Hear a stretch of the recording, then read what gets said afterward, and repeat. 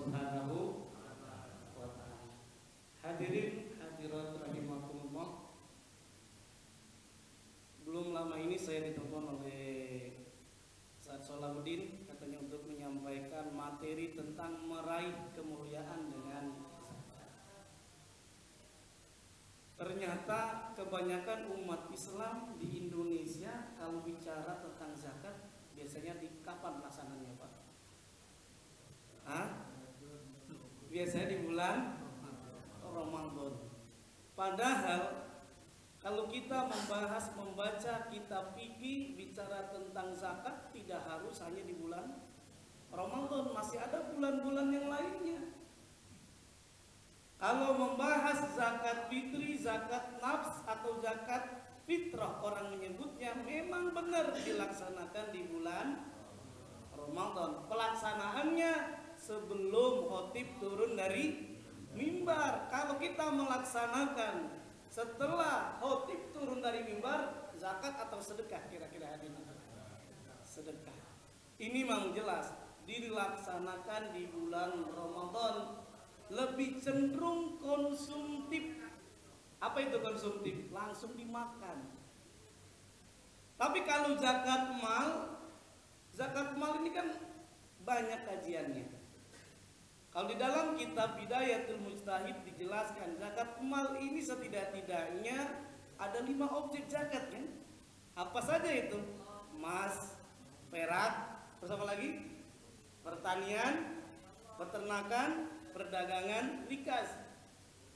Menurut Dr. Yusuf Al-Qardawi, zakat mal tidak hanya 5 objek zakat saja. Beliau membagi zakat mal menjadi 2. Yang pertama zakat mal at-tafsiliyah, zakat mal al-ijmaliyah. Apa itu zakat mal at-tafsiliyah? Zakat mal yang sudah rinci, sudah rigid, sudah dijelaskan oleh Rasulullah dan dipraktikkan oleh para sahabat yang tadi telah jelaskan 5 objek zakat. Namun demikian ternyata mengenai perkembangan ekonomi modern, karena masyarakat sudah tidak lagi banyak bertani, makanya bisa kita lihat banyak orang yang memiliki pendapatan sebagai dokter, sebagai konsultan, sebagai pengacara. Pengacara digaji berapa? Dolaran. Akhirnya menurut ulama dikatakan seluruh harta yang kita miliki yang bersifat global, ijmali, itu wajib ditunaikan. Sebagaimana ilustrasi coba kita renungkan, kalau zakat profesi ditunaikan, hampir ada yang menyatakan dengan pertanian atau perdagangan. Pertanyaannya, zakat pertanian saya tanya hadirin hadirat, kira-kira ditunaikan setahun berapa kali kalau zakat pertanian? Setahun berapa kali? Ada yang 3 kali panen, ada yang 2. Berarti tidak harus menunggu bulan Ramadan zakat mal.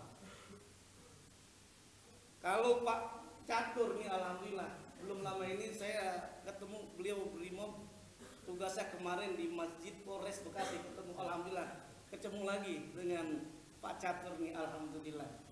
Nah, kalau kita lihat ini, coba zakat pertanian tadi ditunaikan setahun berapa kali? 3 kali, ada yang 2. Kalau misalkan Pak Catur punya pertanian, dia panen di bulan Muharram, jangan nunggu bulan Ramadan, kelamaan. Kalau panennya bulan Rabiul Awal, ditunaikan di bulan Rabiul Awal. Boleh jadi kalau kita tidak segera ditunaikan, kita terhindap penyakit yang namanya PEP, lilit. Pelit kita jadinya, males.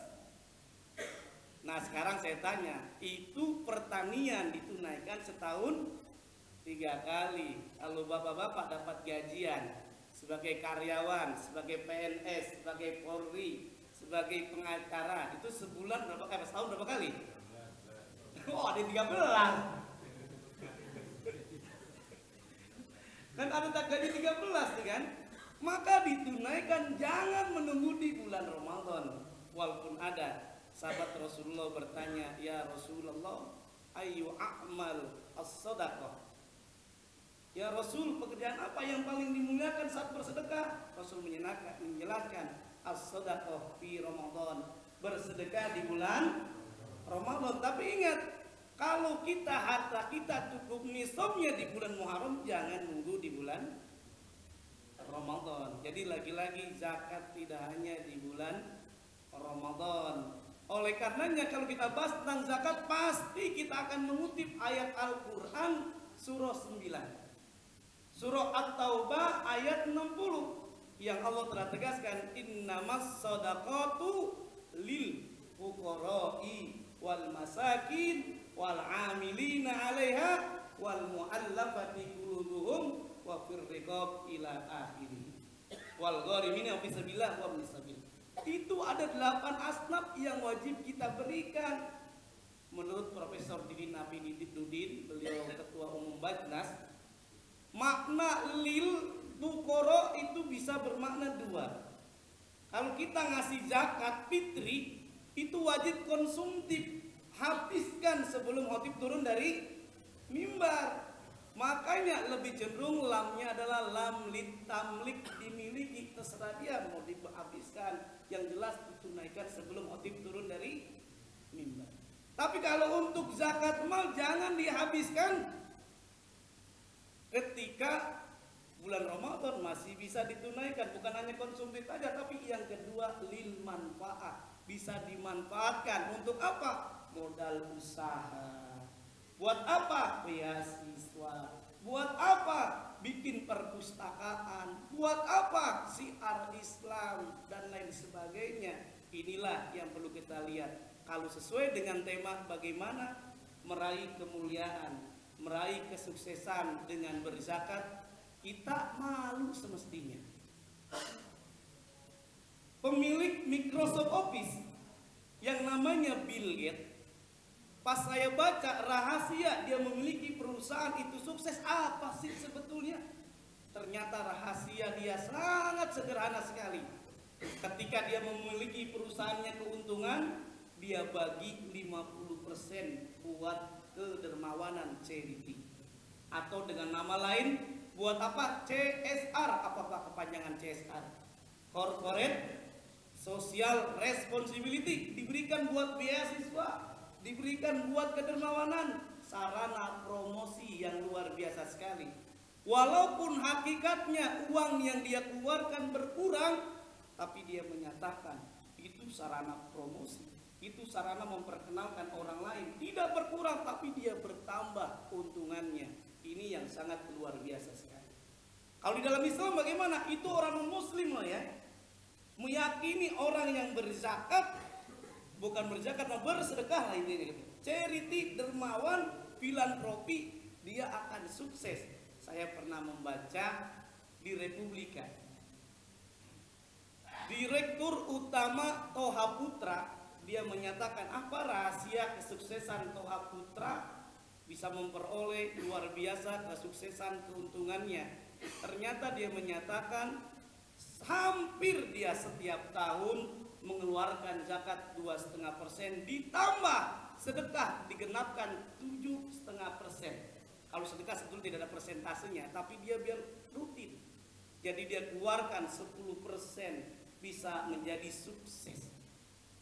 Sekarang kita ingin lihat bagaimana zaman Rasulullah Shallallahu Alaihi Wasallam. Kita diingatkan sama yang namanya Abdurrahman bin Auf. Abdurrahman bin Auf ini sahabat Rasul ketika hijrah dari Mekah ke Madinah, nggak bawa apa-apa, kere. Tapi sangat luar biasa sekali. Abdurrahman bin Auf ini awalnya dia jadi tukang kuli angkut barang.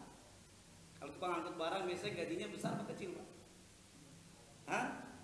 Kecil kan? Tukang angkut barang kecil. Sekarang saya tanya, tukang batu kali sama tukang batu ginjal kira-kira gajinya gedean mana? Hah? Tukang batu ginjal. Tukang batu kali kerjanya otot. Tukang batu ginjal kerjanya otak. Coba kita bandingkan. Tukang batu kali dia bekerja jam 5 subuh, udah dia turun ke sungai, ambil tuh batu ditaruh di truk. Berapa gajinya? Ternyata 100.000 rupiah per hari dibagi 5 orang. Berarti seharinya berapa?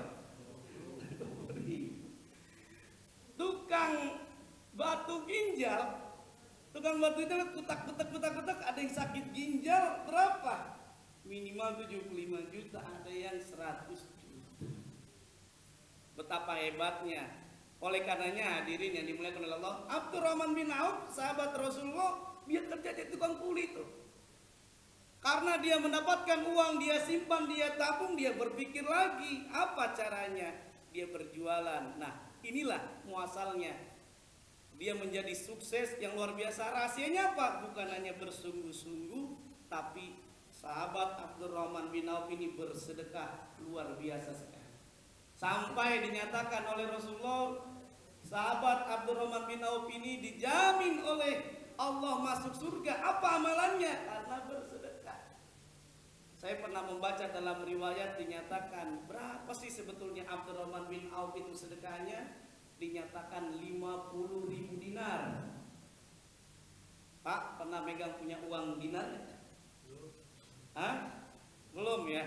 1 dinar saya pernah ceramah di daerah dekat BNI, Bursa Efek Indonesia di Energi. Ketika habis ceramah dikasih uang 1 dinar. Ada uang cashnya.